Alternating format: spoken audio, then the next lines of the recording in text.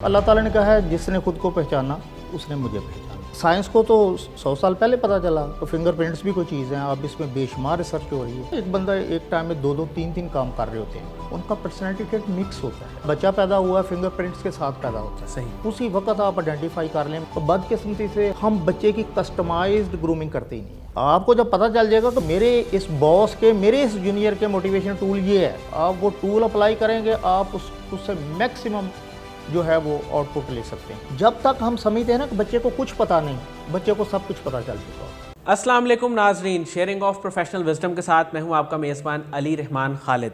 नाजरीन, आज जो मेहमान हमारे साथ मौजूद हैं, इनका पिछला 30 साल तजर्बा है सेल्फ़ डिस्कवरी की फ़ील्ड में। यानी कि अगर मैं ऐसे भी कहूँ तो बिल्कुल गलत नहीं होगा कि ये सेल्फ़ डिस्कवरी एक्सपर्ट हैं और सेल्फ़ एक्चुअलाइजेशन को बहुत अच्छे तरीके से जानते हैं और लोगों को इस हवाले से गाइड भी करते हैं कि वो अपनी पर्सनैलिटी के एलिमेंट्स को देखते हुए और पर्सनैलिटी को देखते हुए किस तरह वो सेल्फ़ डिस्कवरी की तरफ जा सकते हैं। हाल ही में इन्होंने अपना एक नया मॉडल, जिसे GM मॉडल कहेंगे, alternative method of self discovery, वो भी इंट्रोड्यूस करवाया। वो भी हम इस इंटरव्यू में इनसे जानेंगे कि वो सारा क्या है और वो फिंगरप्रिंट्स के ज़रिए पर्सनैलिटी टाइप का पता किस तरह चलता है।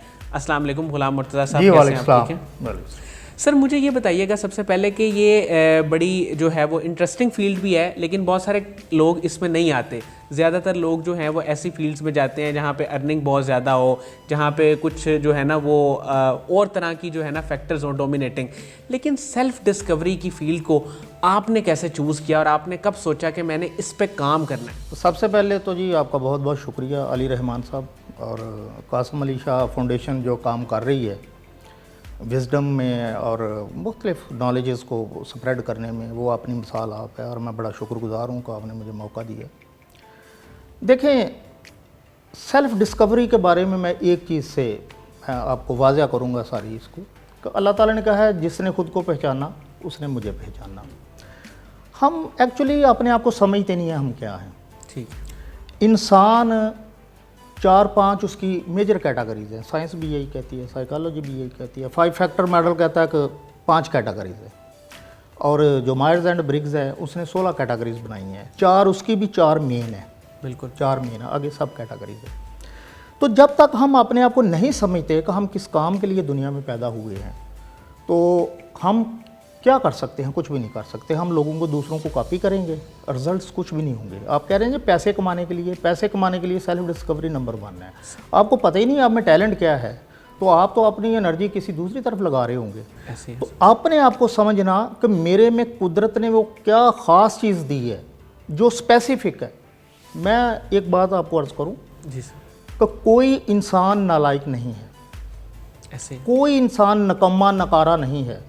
अगर ऐसी बात है तो फिर हमें मानना पड़ेगा कि अल्लाह ताला की फैक्ट्री, यहाँ ये प्रोडक्ट मैन्युफैक्चर हुई है, उसमें कोई नक्स है, ऐसा नहीं। प्रॉब्लम कहाँ पे है?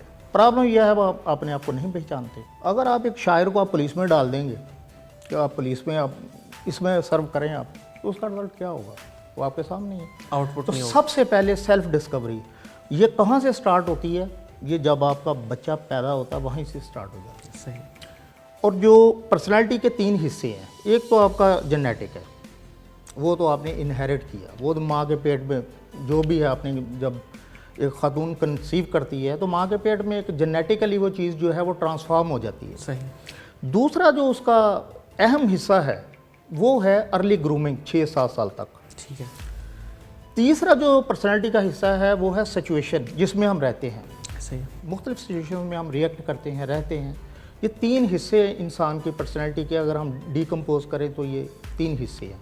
तो हमें समझना बहुत ज़रूरी है अपने आप को। सर, मुझे ये बताइएगा कि कौन से ऐसे तरीके हैं जिससे हम सेल्फ़ डिस्कवरी कर सकते हैं? पर्सनैलिटी टेस्ट भी होते हैं, गूगल पे काफ़ी ज़्यादा अवेलेबल हैं।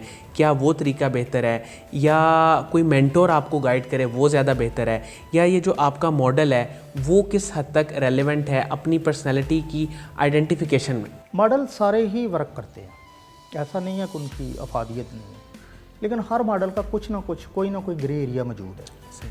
उसकी बुनियादी वजह यह है कि जो मॉडल्स अभी तक पॉपुलर मॉडल्स हैं समझने के लिए, लाइफ पर्पस को या सेल्फ एक्चुअलाइजेशन को, मैज़लो ने इसको सेल्फ एक्चुअलाइजेशन का नाम दिया, आप इसको लाइफ पर्पस का नाम दे सकते हैं। मेरा ख्याल है, मैं तो इसको लाइफ पर्पस कहता हूँ। इसी तरह 5 फैक्टर है, 5 फैक्टर के 5 डायमेंशंस बताई हैं पर्सनैलिटी की।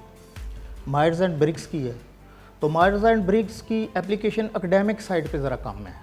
रीज़न उसका ये है कि उसकी एम्पिरिकल वेरिफिकेशन उस तरह की नहीं है जो 5 फैक्टर मॉडल की है। 5 फैक्टर मॉडल पे तो बेशुमार PhDs हो चुकी हैं और दुनिया की हर सोशल सेटिंग में रिजल्ट 2/2 है। लेकिन प्रॉब्लम ये है कि उस मॉडल के लिए आपको इनपुट चाहिए होती है। सही। जिस पर्सनैलिटी को आप असेस कर रहे हैं, जिस बंदे की पर्सनैलिटी को, उसकी इनपुट चाहिए होती है। सही। और वो जो क्वेश्चनर है 200-300 जो क्वेश्चनर्स हैं, लंबे 5-7 सफ़ों के क्वेश्चनर्स होते हैं जिससे वो असेस करते हैं, वो क्वेश्चनर जो है वो 15-20 साल से पहले बंदा इस पोजीशन में नहीं होता नॉर्मली। 15 साल के से जाके तो एक फिर एज लिमिट के बाद वो उसको कर हाँ, वो उसको अंडरस्टैंड करता है को क्या पूछा जा रहा है, फिर उसकी बेस पे जो है वो कोई जो जवाब देगा तो वो उस पर फैसला करेंगे। ऐसे ही। लेकिन अगर आपको उस पर ग्रिप है, एक इसका ग्रे एरिया क्या है, अगर आप 5 फैक्टर को समझते हैं, आपको पढ़ा हुआ है, आप से जो मैं सवाल करूंगा आप साबित कर देंगे, वही साबित कर देंगे जो आप चाहें। आपको पता है कि मेरे सवाल का जवाब क्या होगा, इंट्रोवर्ट होगा, एक्सट्रोवर्ट होगा, एग्रीएबलनेस पे होगा, कॉन्सेंशियसनेस पे होगा, या ओपननेस टू एक्सपीरियंस पे होगा। ये 2 ग्रे एरियाज हैं। एक तो मैनूवरिंग मैनिपुलेशन हो सकती है अगर सामने वाला वो समझता है, उसको अच्छी तरह समझता है। दूसरा ये है कि ये मॉडल एक ख़ास स्टेज पे आके काम करता है। ठीक है। तो जो पर्सनैलिटी का दूसरा लेवल है वो तो 6-7 साल में वो कंप्लीट हो जाता है। तो जब इस मॉडल से आप अफादियत या बेनिफिट लेना चाहते हैं तो पानी तो बहुत सा पुलों के नीचे से गुजर चुका होता है। सही। तो ये इसका ग्रे एरिया है। सर मुझे ये बताइएगा कि आपका जो मॉडल है वो आपके अपने नाम से है, GM मॉडल, गुलाम मुर्तज़ा मॉडल, तो इसमें आपने बताया हुआ है alternative method of self discovery. ये बेसिकली कहाँ से स्टार्ट होता है, इसकी रूट्स कहाँ पे हैं और फिर किस तरह आप इसको आगे लेके चलें? रूट्स इसकी जी, इस मॉडल की रूट्स तो शुरू हो जाती हैं सूरह अल क़यामत आयत नंबर 4 और 6, जहाँ अल्लाह ताला कहता है जी कि ये लोग सवाल करते हैं कि बुसीदा हड्डियाँ कैसे इकट्ठी की जाएंगी। सही। मैं तो इनके फिंगरप्रिंट्स भी रिस्टोर करने पे कादिर हूँ। तो कुरान का फर्स्ट एवर रेफरेंस जो है आपको कुरान से मिलेगा इसका। ऐसे। ये साइंस को तो 100 साल पहले पता चला कि फिंगरप्रिंट्स भी कोई चीज़ हैं, अब इसमें बेशुमार रिसर्च हो रही है। तो मेरी जो डोमेन है वो फिंगरप्रिंट्स है। मैं फिंगरप्रिंट्स को डिकोड करता हूँ और इससे असेस करता हूँ। हम ये कहते हैं इंसान आग, पानी, हवा, मिट्टी से बना हुआ। ठीक हो गया। किसी एक में एक एलिमेंट डोमिनेटिंग होता है, एक्टिव होता है, बाकी पैसिव होते हैं। ऐसा नहीं है कि मेरे में आग डोमिनेट है, वाटर नहीं हूँ मैं 4 चीज़ों से बना हूँ। ऐसे ही। समटाइम्स ऐसा होता है कि एक से ज़्यादा डोमिनेट करते हैं एलिमेंट। तो जब एक से ज़्यादा डोमिनेटिंग एलिमेंट होते हैं तो वो आपको मल्टी स्किलिंग की तरफ ले जाते हैं, सही। मल्टीटास्किंग की तरफ लेके जाते हैं। आपने देखा एक बंदा एक टाइम में 2-2, 3-3 काम कर रहे होते हैं, उनका पर्सनैलिटी ट्रेट मिक्स होता है, उनमें एक से ज़्यादा एलिमेंट जो हैं वो काम कर रहे होते हैं।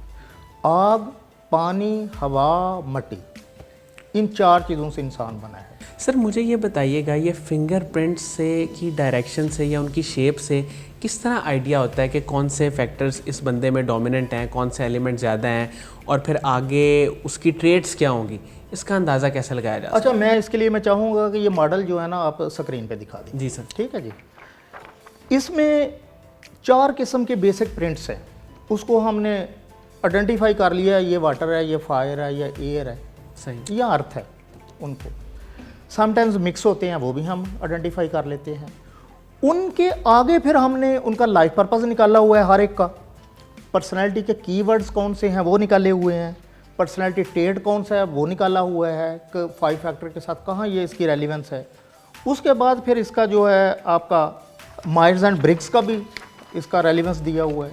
फिर सबसे बड़ी चीज़ सेल्फ एक्चुअलाइजेशन। सेल्फ एक्चुअलाइजेशन ये सबसे अहम तरीन एरिया, सेल्फ एक्चुअलाइजेशन। इसके बगैर आपकी ज़िंदगी में सुकून नहीं आ सकता। 50, 60, 70 साल एज है, लोग सेल्फ एक्चुअलाइज नहीं है, तो वो हर चीज़ है उनके पास, मटेरियल, हर मटेरियल चीज़ उनके पास मौजूद है, लेकिन जब वो देखते हैं तो वो अंदर से खोखलापन फील करते हैं। वो समझते हैं कि देयर इज़ समथिंग मिसिंग, कोई ऐसी चीज़ है जो कोई ऐसी आइटम है मेरे लाइफ के एजेंडे की, वो मिस है। तो दैट इज़ सेल्फ एक्चुअलाइजेशन। हम अपना वो काम नहीं कर रहे होते जो काम हमें अल्लाह ताला ने करने के लिए यहाँ भेजा है। फिर उसका नतीजा क्या निकलता है? अगर हम क्लासरूम में हैं या ऑफिस हैं तो घड़ी की तरफ देखेंगे बार बार, हम बेचैनी फील करेंगे, एंग्जाइटी फील करेंगे। हम जब घर जाएंगे तो थके हुए होंगे, काम तो हमने इंजॉय नहीं किया अपना।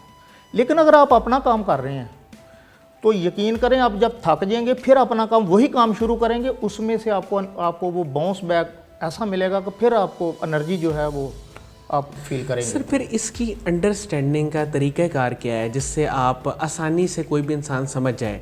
वो जो मॉडल हमारी स्क्रीन पे चल रहा है, अभी पहले थोड़ी देर पहले चल रहा था, इसको पढ़ें, इसको अंडरस्टैंड करें, और इसके अलावा क्या चीज़ें हैं जो हेल्प कर सकती हैं? देखिए, सबसे पहले तो इसमें आपका पर्सनैलिटी ट्रेट का, आपकी पर्सनैलिटी क्या है।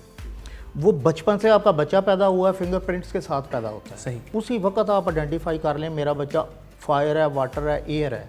आगे उसकी जो पर्टिकुलर जो उसके ट्रेड्स हैं वो आपके सामने आ जाएंगे। सही। अब आपने ग्रूमिंग उसी तरह करनी है। सबसे पहली चीज़ तो ये है, बदकिस्मती से हमारे टीचर्स और हम खुद पेरेंट्स, हम बच्चे की कस्टमाइज्ड ग्रूमिंग करते ही नहीं है। एक स्टैंडर्ड फार्मूला सब पे लगा देते हैं। ऐसे ही। वाटर की एवरीथिंग इज़ डिफरेंट, फायर की हर चीज़ डिफरेंट है।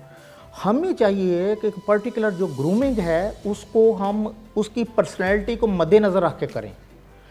तो पर्सनैलिटी ट्रेट, सेल्फ एक्चुअलाइजेशन, उसके बाद उसके लिए एकेडमिक साइड कौन सी है, फिर उसमें प्लस पॉइंट्स क्या हैं और उसका मोटिवेशन टूल्स उसके क्या हैं, और कौन सी ऐसी चीज़ें हैं जिसको आपने एडजस्ट करना है उसमें से, ये सारा उस मॉडल से पता चलता है। उसके अलावा वर्क वैल्यूज़ को, उस बच्चे की वैल्यूज़ क्या हैं, वर्क वैल्यूज़ क्या हैं, मोटिवेशनल टूल्स जिसको हम बोलते हैं। हर एक बच्चे को आपने मोटिवेट करना है, हर बंदे की मोटिवेशनल टूल्स मुख्तलिफ है, हम एक टूल के ज़रिए सबको नहीं कर सकते।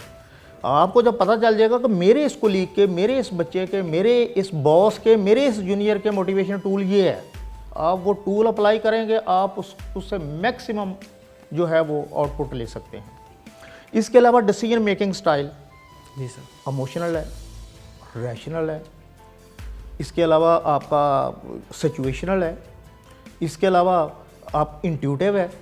ये सारी चीज़ों का पता चल जाएगा कि इस बंदे का डिसीजन मेकिंग कैसी है, डाटा कलेक्शन कैसा है, 1 मिनट में पता चल जाएगा। इसके अलावा लोकस ऑफ कंट्रोल इंटरनल है या एक्सटर्नल है, पॉसिबिलिटीज़ जो हैं को डिपेंडेंसी की, सही, ये कितनी है, डिप्रेशन एंग्जाइटी की इंडिकेशंस कितनी हैं उसमें, सही, और किस तरह उसको मैनेज करना है।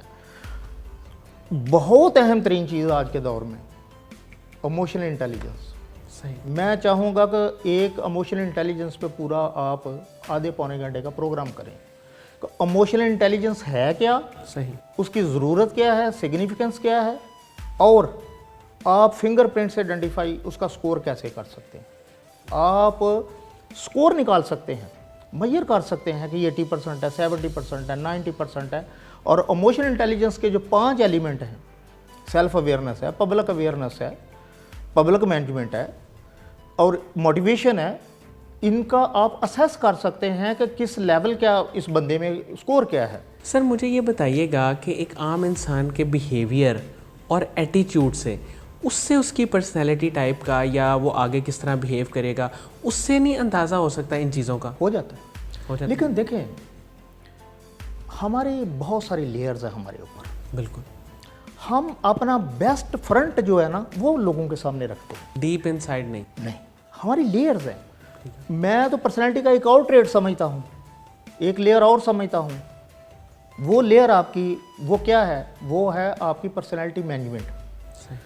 मैं आपके पास आया हूँ तो मैं सिचुएशन के मुताबिक अपने आप को डाल लेना है।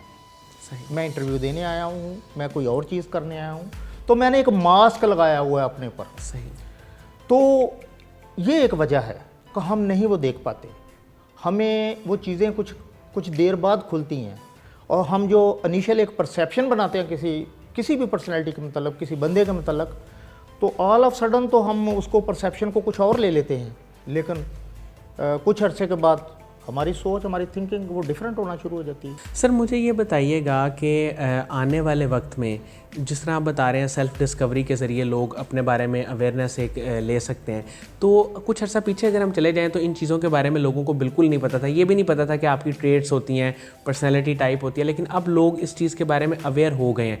तो आने वाले वक्त में ये किस तरह फ़ायदा देगी कैरियर चूज़ करने में? मेरा पेरेंट्स से और टीचर से मेरी एक गुजारिश है कि बच्चा जब पैदा होता है, जब तक हम समझते हैं ना कि बच्चे को कुछ पता नहीं, बच्चे को सब कुछ पता चल चुका होता है। 6-7 साल देखें, हर बच्चा अल्लाह ताला ने कहा है कि फितरत पे पैदा होता है। ठीक है। 6-7 साल का जो टाइम पीरियड है, साइकोलॉजी भी यही कहती है, वो बच्चे की एक पर्सनैलिटी डिटरमिन हो जाती है। जब हम समझ रहे होते हैं कि ये तो बच्चा, ये तो मासूम है, इसको तो कुछ पता नहीं है, लेकिन बच्चे की पर्सनैलिटी डेवलप हो रही होती है, मसलसल डेवलप हो रही होती है।